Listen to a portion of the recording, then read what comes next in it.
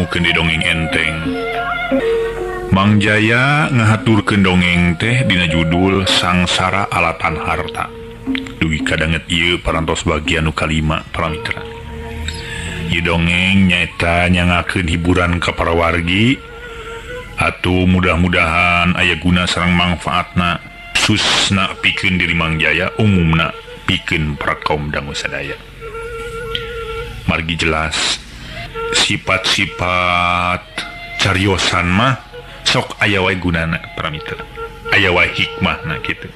Nah eta cariosan awon atanapi sae, nu awon pikeun eunteung, nu sae pikeun conto gitu. Geuning kitu nu goreng teh.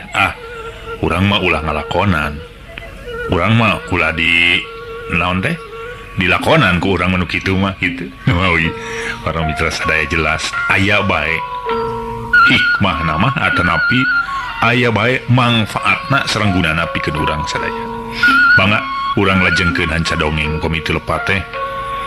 Cep Mansur harita teh nuju sawala deui wae para mitra. Tuh. Samalih mah aya ibu sareng ramana perkawis naha cios mirah ka tenepi henteu. Kumaha terasna ieu dongeng? Atuh nu karaos pikeun nyititin mah tangtos wae nyeri peurih nu karasa kumargi difitnah teh ya atuh. Itohana neken tuluy-tuluyan. Kumaha terasna ieu dongeng para wargi? Mangga urang lajengkeun bae. Etang-etang hiburan pangbobrahmana Mang Sastra sareng Mang Jaya ngahaturkeun wilujeng ngadangu. Sakumaha nu digamarkeun ti payun para mitra sadaya. Nyititin batinging hak bae ceurik. Cai mata marbei ngalemereh mapai pipi. Atuh da teu rek nangis kumaha. Harita batina teh kebak ku kabingung. Kebak ku kasedih jeung sajabana diteken ku mitohana malah diteken ku nu jadi salakina. Yen majarkeun manehna eta parantos ngijing sila bengkok sembah ti salaki.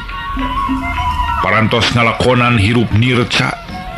Lumampahna nyaeta kacida pisan gorengna padahal eta teh teu karasa ku manehanana. Nehanana dina eta kesempatan teu bisa pisan ngabela diri. Umargi cariosan Ibu Emi kacida pisan neng terewelangna. Da eta mah cariosan Ibu Emi lir kacang ningang kajang teh sanes bobodohan.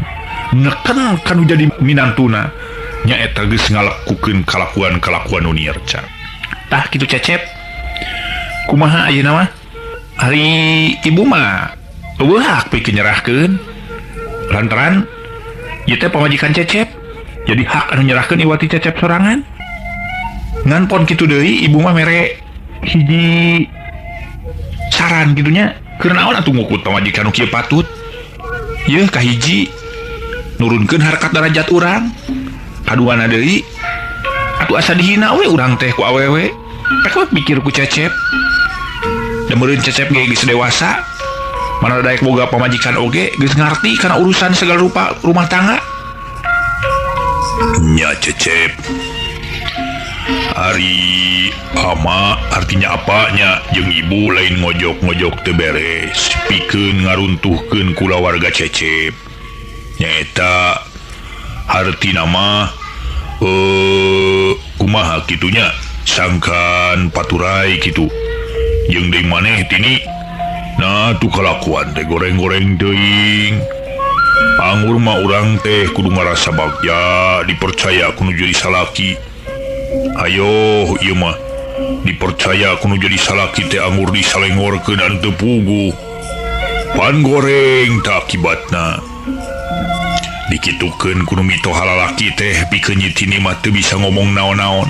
Manehna ukur merbai cai mata. Aipi omongeun mah aya nganyelek karasana dina ti koro. Asaeun ngagenuk, ngahalangan sagala pi omongan sangkan kaluar. Jeung deui eueuh mangpaatna lamun manehna ngomong oge. Sok sanajan manehna ngabela diri satekah pola, tapi tetep indung jeung bapana moal percaya jeung nu jadi salakina tetep moal percaya. Tungtungna pikeun nyititin dengan saukur sadrah ridho lillahi ta'ala. Sok sanajan manehna kudu diserahkeun paribasana di gunulan ge keun bae segala rupa disangakeun kanu maha kawasa Allah subhanahu wa ta'ala. Segala rupa perkara disangakeun ka Allah nu Maha Welas tur Maha Asih. Margi jelma mah teu daya teu upaya. Usik mali kersana Gusti rek kumaha oge mana kitu ge geus nasibna dirina kudu kitu. Manehna teu ngomong deui. Ningali Nyi Titin teu ngomong deui atuh puguh. Harita Cep Mansur beuki ngambek ti kekereket huntuna kekerot bari nyarita deui. Titin, menit ieu detik ieu anjeun kudu ingkah ti mah ieu uhak anjeun cicing di dieu. Yeuh, teu ngubaba pisan kana jadi salaki. Anjeun diserahkeun soal urusan surat-surat engke ti tukang. Para mitra sadaya, memang kaayaan zaman harita meureun beda deui. Cing zaman ayeuna anu memang undang-undang perkawinan perantos selang dilaksanakeun. Harita mah banginten sigana bae kitu. Urusan nyerahkeun teh gampil pisan diurus ti tukang. Urusan anak kumaha engke. Nya antukna mah kulantaran geus aya caritaan tinu jadi salakina. Nyi Titin tuluy manehna nyarita bari jeung inghak-inghakan ceuri. Kang Cecep, hatur sewu nuhun laksak ti kabingahan. Kang Cecep parantos mutus kitu ka abdi. Ku abdi ditampi ridho lillahi ta'ala mangga teh teuing abdi kedah ingkah ti ieu tu bumi. Mangga teh teuing abdi kedah init. Panginten mana kitu ge parantos dikersakeun ku Maha Kawasa, abdi kudu nanangan hiji katunggaraan anu kacida pisan peureusna keur diri abdi mah. Mangga Kang Cecep, abdi ingkah ti ieu patempatan. Sareng deui sateu acan abdi ingkah ti ieu patempatan, urang sami-sami silih doakeun. Pon kitu deui Kang Cecep tiasa ngahapunten kana segala rupi kalepatan abdi ti lahir tug dumugi ka batin. Kalina ti eta deui ka apa, kalina ka ibu. Abdi nada dihapunten. Mugi ibu kalih apa kalayan jembar ngahapunten ka diri abdi. Tah kitu diantawisna. Perkawis urusan ieu abdi tos teu tiasa ngabela diri deui. Kumargi memang kitu kaayaanana abdi di pihak lemah. Awewe di pihak anu lemah. Teu tiasa ngabela diri. Mangga Kang Cecep, abdi bade ingkah ti ieu tempat. Upami kitu kahayangna Kang Cecep mah. Para mitra sadaya, atuh geus kitu mah terus leos nyetini asup ka kamarna. Salin heula baju. Da eta mah sing sakur anu bisa kabawa mah mawah manehna mawangan saukur mawa tas leutik. Jeung di tas anu tadi dibeli teu dibawa itung-itung keur peringatan. Hiji tawis keur dirina yen tas eta nu ngabalukarkeun manehanana kudu pisah jeung nu jadi salakina. Jeung akibatina eta tas anu ngabalukarkeun manehna meunang fitnah anu kacida pisan gedena. Para wargi, kumaha kaayaan harita? Perkawis Cep Mansur, ibuna sareng ramana nganting haruleng we di meja makan teh nu ngomong sakemek-kemek acan. Da ceuk paripaos lir gaang anu kereang katincak teh cep jempe sepi jempling eueuh suara naon-naon. Ngan dina jero hate Cep Mansur ngakermet luar biasa. Ngewa para mitra ka Nyi Tini. Da eta mah ningali Nyi Tini teh lir ibarat ningali gorila. Kangewa leuwih ti naon. Atuh puguh pikeun juraganata katut Ibu Emi. Hatena geus mimiti bungangang. Bungah taya papadana. Kulantaran tingkat-tingkat kamajuanana. Palaksanaan kamajuan manehanana beuki maju. Sahanteuna lamun Nyi Tini parantos teu aya mah manehna teh moal aya nu ngaharu biru. Sahanteuna moal aya cucuk rungkang anu ngaakibatkeun manehanana jadi jelma anu berat beunghar para wargi. Lantaran jelas manehna jadi jelma anu berat beunghar, alatan ngadahar rejeki batur komo aya kateranganana para wargi sadaya. Panginten sadaya parantos ninga kumaha akibatna jalmi anu ngahakan hartabana nu boga yatim piatu. Tuh entong boro ngahakan hartabanana padahal yatim piatu teh urusan urang sarerea. Komo imah para wargi make jeung dihak hartabanana. Sifatna ge dosa para mitra. Kitu diantawisna. Salajengna harita nyetini parantosagen. Manehna mah dina kaayaan bureyeung teh beuteungna geus mimiti beukah kulantaranna geus tingkat kana 3 ka 4 bulan. Kaciri beuteungna beukah manehna indit. Ngan saukur mawa tas leutik jeung hiji tas keur pakean meureunna 2 kalieun ganti mah lantaran eta nu dibawa teh ngan saukur pakean manehanna nu baheula waktu can kawin jeung Cep Mansur jadi para wargi sadaya sing sakur nu dihadiahkeun mah boh waktu keur kawin boh nepi cas kawin nepi ka harita eueuh nu dibawa hiji-hiji acan.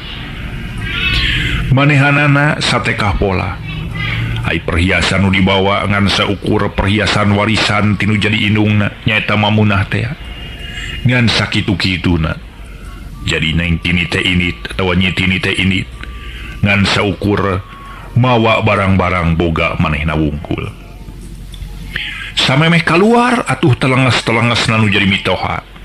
Naon nu dibawa teh maneh teh tini?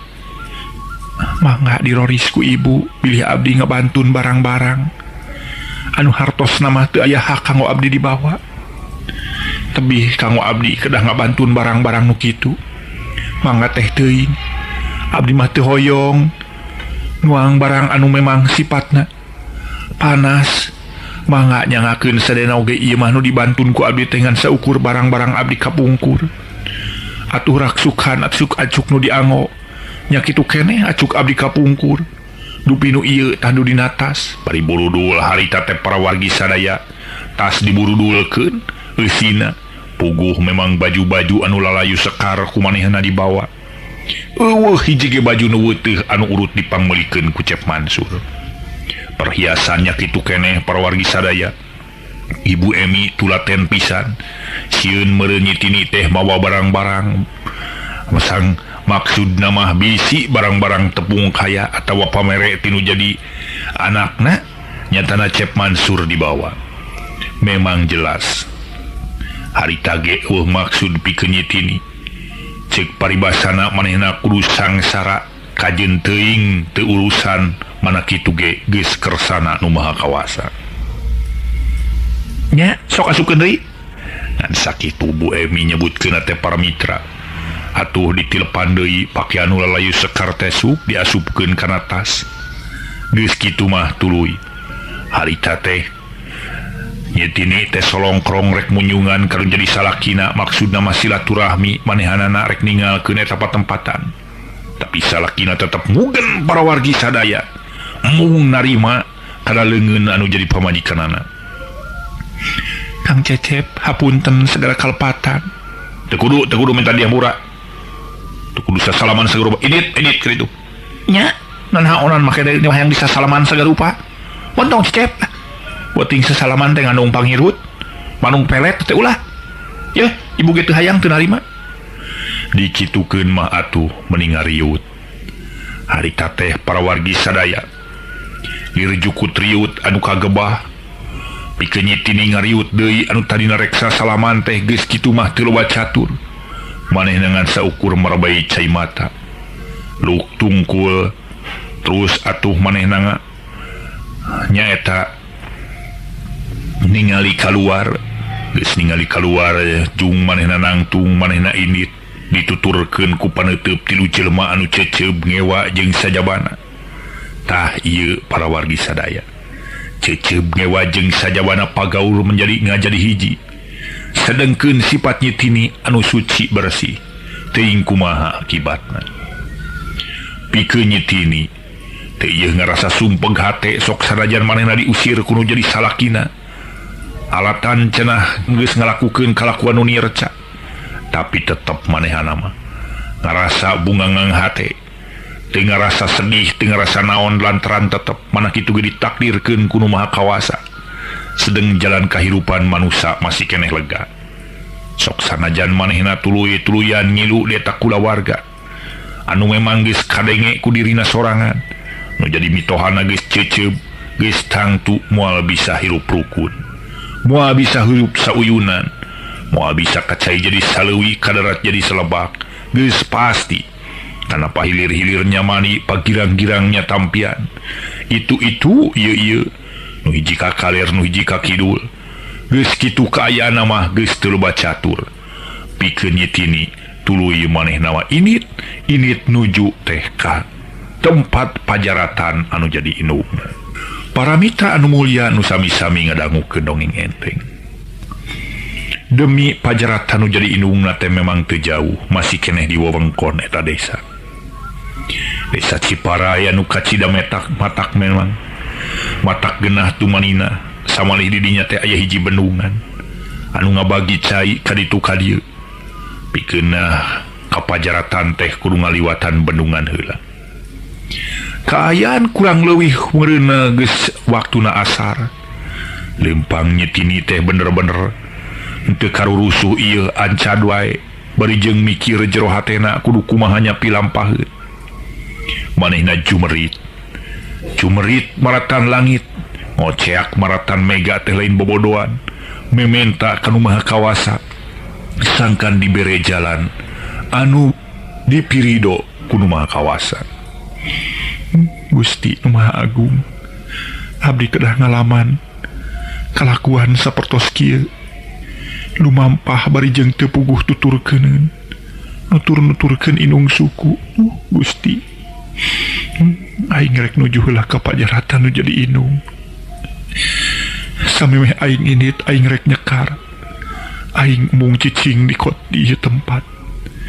Aing kudu init ka tempat anu sejen teuing ka mana anu dijugjug. Tapi ka pajaratan teh memang kudu ka Ciparai. Aing rek numpah kendaraan masih keneh meureun aya kendaraan umum. Para mitra sadaya pas pisan manehna dihareup kabeneran aya mobil nu ngaliwat. Manehna numpak mobil teu kedah dicaturkeun. Parantos anyog ka Ciparai terus kebat nuju ka pajaratan nu jadi indungna.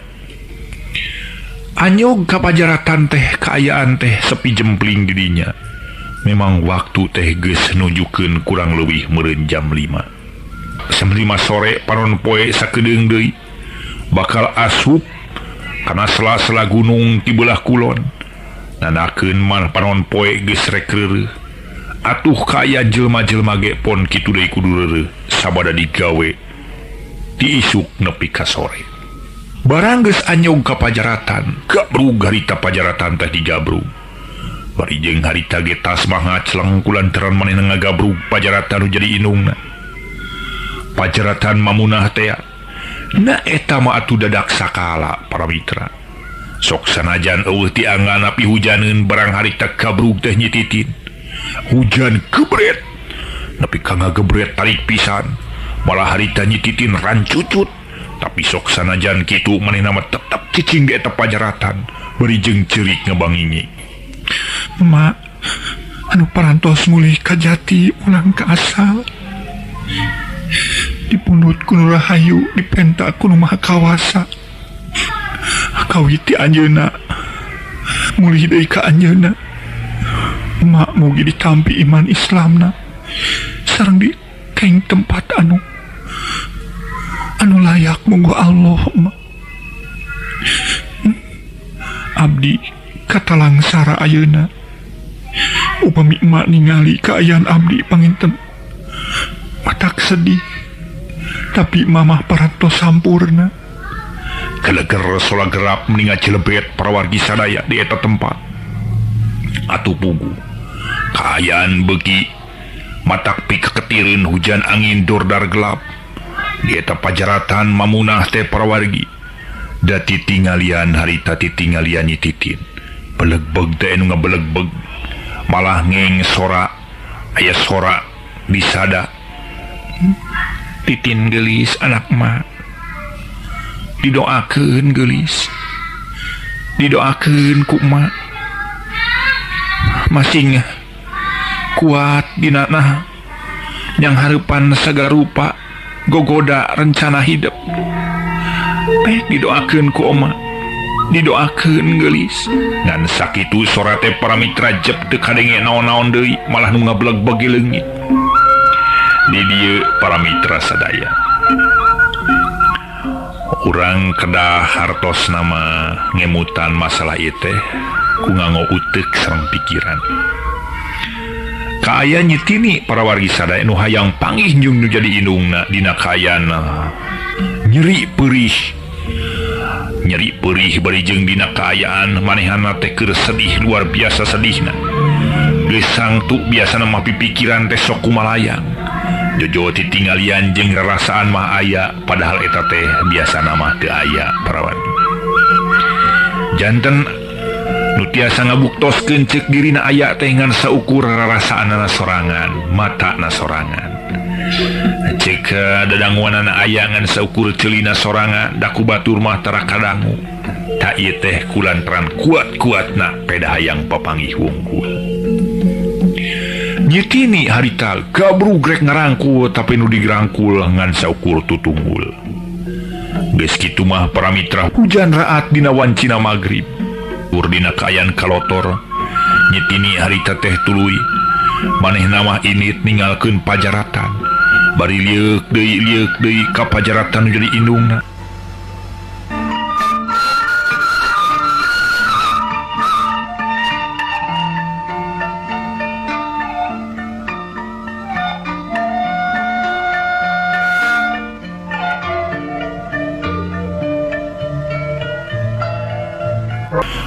didinya nyetini kebat para mitra sadaya nyata nuju ke kota Bandung beri numpak kendaraan umum kebenaran bus ngaliwat kadinya atau memang celak nyetini harita teh numpak bus di jalan teu ngomong naon-naon memang dawuh batur aya batur gigireuna ge teu dianggap batur ieu ku nyetini manehna ambu ngobrol jeung sasaha oge anu karasangan seukur ka ketir hate kasedih jeung kapeuri anyog ka kota Bandung da puguh ceuk paribasana jauh teu burung cunuk anggang teu burung datang jelut manehna turun di kebon kalapa didinya manehna ti kebon kalapa leumpang manehna cepet ngaler anyog ka alun-alun para wargi sadaya alun-alun Bandung ningali kaayaan kota dina geus waktuna peuting didinya teh kurang leuwih geus jam 8 peuting karasa lapar beuteungna da eta mah meniku kurubukan karasa beuteungna atuh harita nyetini neangan nu dagang kabeneran pisan di alun-alun belah kaler anu deukeut Cikapunung teh ngajajar loba tukang dagang harita keneh manehna nyampeurkeun tukang dagang ngadeuketan tukang sangu mesen sangu dahar camuil semu nikmat pisan bari jeung awak kalalotor para wargi atuh puguh loba jelema anu ting rareret ka manehanana kunaon cenah ieu jelema teh disangkana mah jelema gelo we tapi kuno dagang mah teu ieu dianggap anu gelo manehna teh dianggap jelema bener da memang bener rengse barang dahar manehna ngan seukur dahar jeung tempe song atuh mayar duitna tidinya nyetini ngaleos deui bari jeung mawa tasna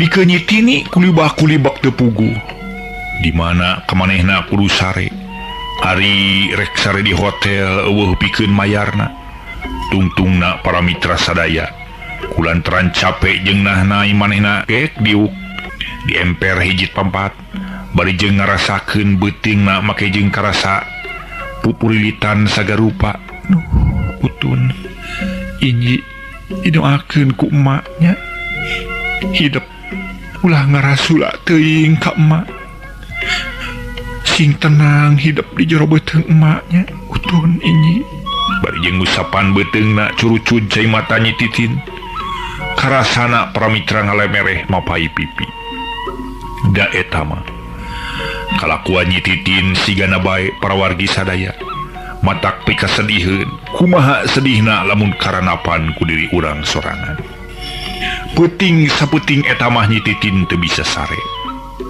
rek bisa sare kumaha kaayaan hawa tiris kota Bandung kari-kari cicing di luar sok sanajan manehna ngaluarkeun samping oge teu ieuh karasa haneut malah tiris nu aya ke rumah manehna teu biasa sare di luar atuh puguh nepi ka isuk teh menis asa panjang waktu sapeting jeput ditinggalian rupa-rupa para wargi sadaya malah loba jelema anu caricing didinya meninga guher sarena tapi nyititin mah tibatan sare kalah kanyileuk molotot bae. Para mitra sadaya kocapkeun kasedih jeung kapeurih nyititin sutina teu beak-beak manehanana kudu ngaranapan kasangsaraan anu luar biasa hirup siga anar-anar teu puguh tempat jeung pamatuhan dahar ayeuna mah para mitra sadaya di mana we mangisna duit dipikeun manehana dahar teh beuki dieu beuki bea kocapkeun para mitra ayeuna kaayaan di Ciparaya tenapi di Majalaya kurang leuwih meureun saminggu ti harita atuh puguh di bumina Juraganata keur curak-curak harita keur riung pulung si horeng teh para wargi sadaya manehanana keur nangtukeun rek ngayakeun hiji pesta gede yantarana bae rek ngayakeun pesta gede kulantaran rek nanyaan ka Neng Susi teh nanyaan pikeun Cep Mansur kakarage saminggu nyerahkeun para wargi Cep Mansur geus rek kawin deui tuh rek kumaha teh para mitra nu sami-sami ngadangukeun dongeng enteng teu kedah digambarkeun kumaha sukabungahna pikeun Cep Mansur jeung Neng Susi. Neng Susi harita bungah taya papadana kulantaran bisa ngadahup jeung Cep Mansur nu dicita-cita tiba heula nu diajam tiba heula ayeuna kalaksanakeun. Memang para mitra atuh ditinggalian Cep Mansur Neng Susi nepi ka murub mubiar cek paribasana hurung nangtung siang lempang teh lain bobohongan awak katinggalina sumorot sugan mah lir putri anu turun ti langit malah para wargi dina rerenenganana Cep Mansur kacida pisan bagjana nyaningkeun hiji istri anu geulis taya tandingna si horeng si mana horeng geulis taya tandingna pikeun Neng Susi tengan saukur populasan wungkul lantaran eta teh jampe pamakena Abah Gawok anu memang diterapkeun ku Neng Susi puguh ditinggalian batur teh Neng Susi lir ibarat hiji bidadari anu turun ti langit. Hiji waktu para mitra Neng Susi keur ngobrol jeung nu jadi salakina Cep Mansur malah mah hirup dina kaayaan ngahna-ngahning teu kurang ku naon-naon da puguh Cep Mansur jelema berat beunghar sok sanajan ngora keneh kakayaanana loba manehna diangkat jadi pimpinan perusahaan jadi pimpinan pabrik tinun anu kacida pisan gedena di Majalaya mah para wargi malah mah para wargi kakayaan-kakayaanna beuki dieu beuki namahan kulantaran modalna digedean alatan ngajual hartabana anu menang minahkeun teh bogana nyititin ayeuna kabeh geus dihak ku Juraganata di Karta sareng Ibu Emi dua jelema anu memang kacida pisan ngarawu ku sikuna hartabana anu loba teh sabenerna mah lain hak manehna tapi manehna ngeunah ngarasakeun taina tina eta hartabana anu sangsara iwati nyitini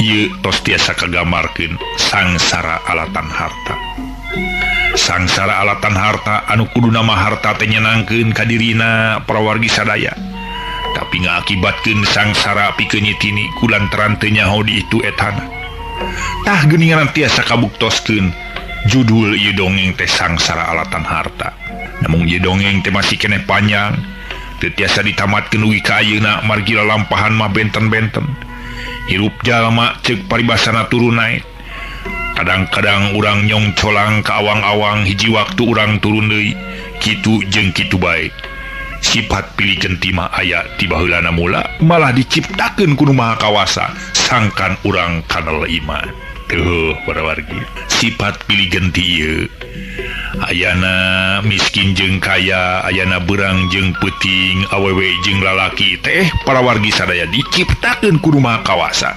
sangkan urang iman kuat jeung urang salira takwa ka Allah Subhanahu wa taala.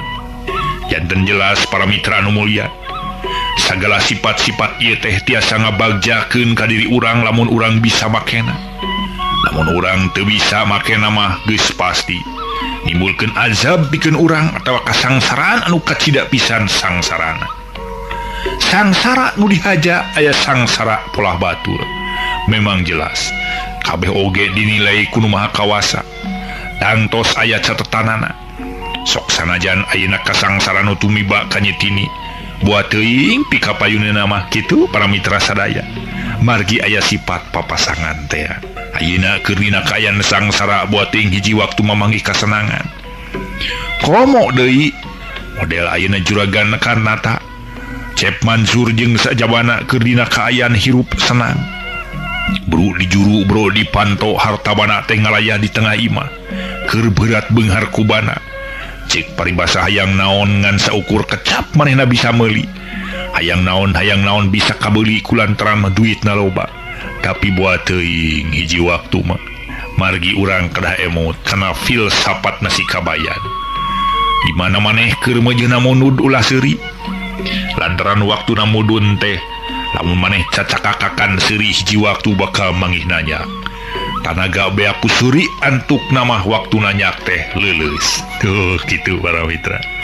Ieu filsafat nasi kabayan. Mangga urang teraskeun di hanca dongeng etang-etang hiburan pang beberapa mana. Tamangga urang lajengkeun tadi teh nu ngobrol antawis Cep Mansur sareng Neng Susi anu hirup keur dina kaayaan lir gula jeung peut. Keur dina kaayaan mamanis parawat. Kang Cecep aya naon nih? Duh. Neneng raos bagja pisan. Ayeuna teh tiasa naon teh hirup riung mung pulung pang-pang nama Kang Cecep cinta kan neneng? Makin naroskeun soal cinta segala neng. Ya, Kang Cecep leuwih ti cinta. Kang Cecep nyaah kan neneng? Nya tu pang tuwe. Tina timbulnya cinta teh jorojoy hatenya. Atawa sabalikna, tina nyaah teh jorojoy hate cinta. Jadi dua hal ieu teh teu bisa dipisah-pisahkeun. Neng, ka cinta jeung ka nyaah Kang Cecep aya watos pangeuna. Dibandingkeun jeung ngebatna tuh di Alak Paul langit nu sakitu jauhna masih kena jauh cinta Kang Cecep ka neneng. Dibandingkeun jeung jerona laut masih kena jero ka cinta Kang Cecep ka neneng. Laras teh Kang Cecep sanes mung saukur cariosan wungkul aya pari paos lah. Lain di mulut lain di hati. Manya segala-gala teh neneng mah sok aya wae bari celetot para mitra sadaya. Cecep teh nyiwit ka neneng ngajiwel sanes nyiwit nyiwit mah istri ngajeletit ieu mah ngajemel palebah damisna atuh puguh reng harita beureum damis Neng Susi teh parawargi benten antara obrolan Neng Tini jeung Neng Susi mah. Neng Susi mah dina ngobrol teh ngobrolkeun soal kanyaah jeung kacinta we wungkul. Teu ieu ngobrolkeun pikeun pikahareupeun anu ngandung harti nu jero. Ieu ngan saukur hotel we wungkul kitu. Tas rada benten dina soal ieu ge. Ai Kang Cecep ngaros bagja sareng neneng? Tangtos bagja pisan. Bagja pisan. Yeuh, neneng pupujaan Kang Cecep. Cek paribasana hirup Kang Cecep ngarasa genah tumanina, tenang hartina mah ku ayana neneng di dieu. Nuhun atuh Kang Cecep pomi kitu mah namung ulah naon teh nyarios sawangsul nanya nyarios kitu teh mung saukur dina lamai wungkul ari dina ieu mah dina hate mah henteu kedah dibuktoskeun kumaha neng. Yeuh, lamun neneng tiasa ngabelek hate Kang Cecep pek teh belek pek tah beuk beulah hate Kang Cecep. Kumaha eusina hate Kang Cecep pasti kagambar ku neneng.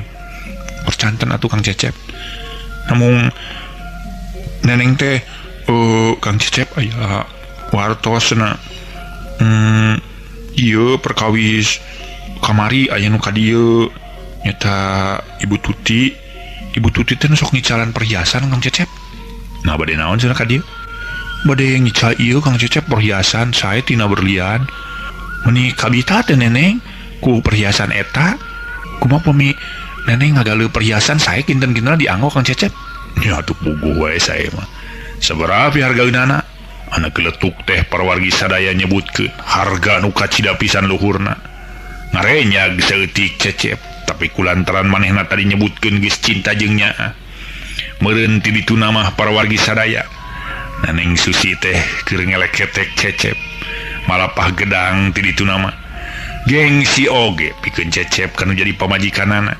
tungtung nama manehanana Lea nya tuh sakit magaluh we tuh nah eta kinting tenan neneng bogoh kana perhiasanana kan tenang Kang Cecep sigana teh tos dicobian ku abdi teh nya mangkaning meuni sapasang sadayana ieu giwangna cincinna sareng bros duh meuni resep teh nah neneng mah kana eta perhiasan teh aya awis nama awis Kang Cecep namun sae pisan da teh kanggo neneng mah cek neneng para wargi sadaya atuh harita ge para wargi sadaya Cecep ngaluarkeun duit geus kitu mah dibikeun tah ya soklah galuh we tuh ira cenah enjing ka dieu sumun enjing rupina mah Kang Cecep enjing bade ka kantor tang tos tuh ka kantor pemi neneng bade ka pasar teras deui neneng bade rada lami milaria naon teh barang-barang kanggo keperyogian rumah tangga Kang Cecep ulah bendunya moal sing percanten lah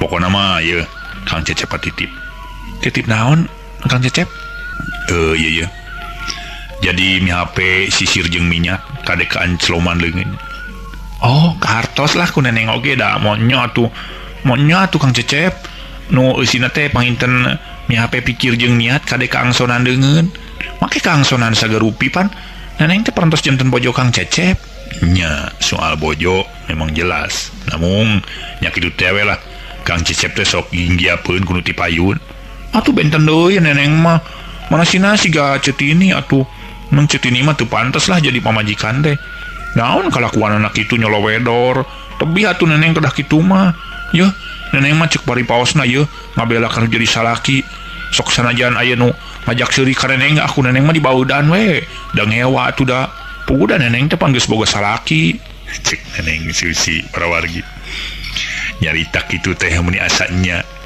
Cecep Mansur meni asanya para mitra dipika cinta kudu jadi pamajikanana atuh geus puguh kitu mah meni golosor duit teh babari pisan kaluarna teu karasaeun da eta mah dina sababaraha waktu para wargi kitu jeung kitu bae ampir-ampiran Cep Mansur karoroncodan ngahareupan neneng Susi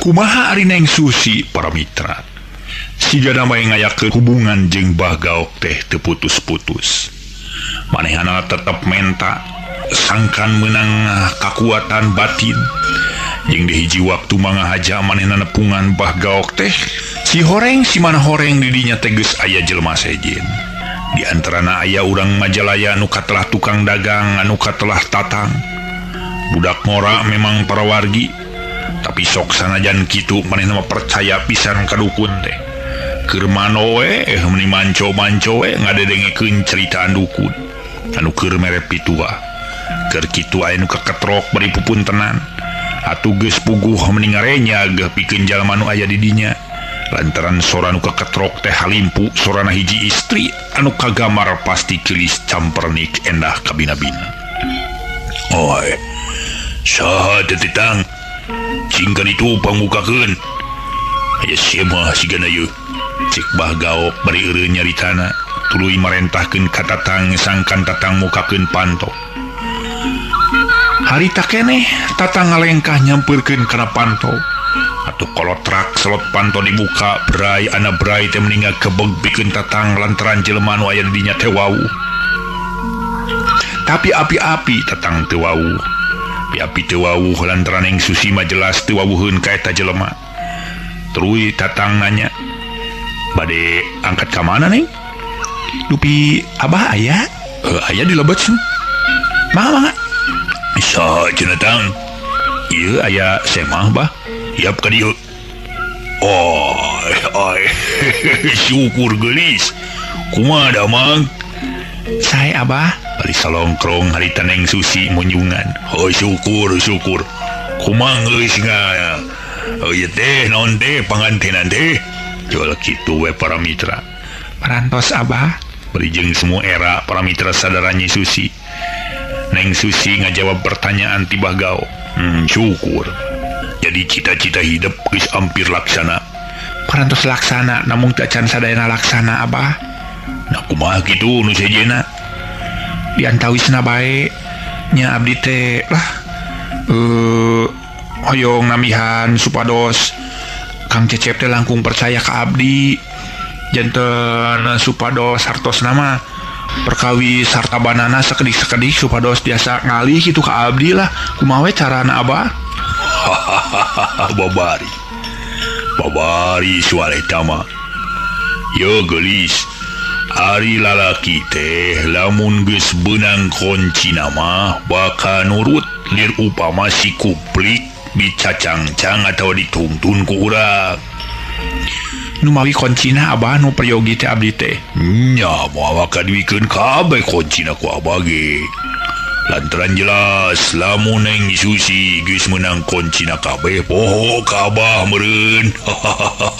Gitunya cing percanten Abah ka abdi moal nepi ka hilap ka Abah teh lantaran Abah nu hartos nama ngajantenkeun abdi tiasa kieu. Oh nya syukur aya kitu mah. Lain kumaha kahayang hidup teh geulis. Eta hidup rek meuting di dieu moal. Nu mawi abdi teh mohon sawengi margi wawartos mah ka punanceuk teh abdi teh bade ka Bandung nya teh bade ka Pun Uwa kitu. Samalih di ditu mah abdi teh dijajab ku pembantu si Ema. Namun si Ema nama ku abdi teh di sina ieu we sina nyimpang heula ka rencangan yang nginep di rencangan kitu tah. Oh nya syukur keun ke peuting dijiad ku Abah. Geus tangtu moal nepi ka poos jiadan Abah mah. Abah mah sok kitu api-api pramitra sadaya. Rupina mah parantos aya karaosna. Pangjiad Abah gaok teh Neng Susi paramitra sadaya anu kasebatkeun hiji istri lain istri sajati namun istri padati teh anu memang hareupeun salaki mah siganunya meuni manco we kanu jadi salaki tapi geus eueuh salaki mah luar ti salaki manehna ngalakukeun kalakuan anu memang ceuk paribasana ngijing sila bengkok sembah. Pikeun Tatang heran manehna ai aya naonnya ye Neng Susi ai nyaho itu pamajikan Cep Mansur tapi ku aing kudu diselidiki. Aya we piuntungeun teh buah ye matak untung gerai aing ngarek bebeja api balik we. Bah abdi bade wangsul ku margi bade teras ka Bandung bah teh. Oh tangeur ka Bandung maneh teh eta kumaha kana urusan dagang ieu balantik teh hasil alhamdulillah bah sae lah janten pokona mah abdi mah rada sukses kitu balantik teh samali abdi teh bade ngagalih jongkol di Bandung gitu teh. Oh syukur jadi rek Bandung ayeuna nya sumuhun bah mah atuh permios we ieu Kang Obako hatur lumayan. Oh nya nuhun tang syukur didoakeunnya ku Abah sehingga aya kemajuan. Ya Abah aya langganan di coho para mitra sadaya kulantaran pipikiran anak manco ka Neng Susi atuh Jang Tatang teu ieu dibawa carita harita Jang Tatang mah init padahal manehna manguliwat cicing di eta lemur keneh malah kabeneran boga babaturan di eta lemur teh Jang Tatang ngajak babaturanana sangkan bisa nalungti kumaha kalakuanana Neng Susi. Jelas para wargi kalakuan Neng Susi hiji peuting teh katalungti ku Jang Tatang puguh nimulkeun hiji kauntungan pikeun Jang Tatang mah bisa meres ka Neng Susi santeuna bae atawa lamun seug ieu hal dijual ka Cep Mansur meureun sahanteuna manehna bakal meunang hiji hadiah nu kacida pisan gedena. Nyaho kana kalakuan Neng Susi sareng Bah Gaok para wargi sadaya Jang Tatang teh siga nu nya teu nyaho we malah kocapkeun manehna geus pada aya di Majalaya. Hiji waktu keur di pasar teh manehanana Jang Tatang dagang kana bangsa tas jeung sajabana ai keur dagang make kupluk manehna teh teu ningalieun ieu prawargi. Neng Susi make nyampeurkeun emang cing tasna nu kumaha nu model ayeuna. Model ayeuna mah kieu Neng Sun. Ta ieu janten model ayeuna ieu teh janten ta ieu seueur model-model enggal upami Neng peryogi teh nya puguh atuh ku model-model anyar mah kuring mah perlu pisan upami Neng peryogi sun aya nu langkung model sun kumaha kitu. bari jeung luak lieu karita jang tatang bisa anu ngadengekeun langkung model teh sebenarnya model bagaok kebog teh para wargi sadaya neng susingga kebog satakar kebog lantaran disebutkeun model nu pangenggana cenah model bagaok sedengkeun bagaok teu jadi guru manehna rai pipikiranana eta teh bulu punuk meuni cara rengkat tuluy ya pipikiran inget ka lamping gunung Manglayang kelakuan naon geus dipilampah ku manehna bari jeung ngajentul pikeun jang tatawangan seukur seuri we nyenghel harita teh mung waktosna kabujeng seep mitra sadaya.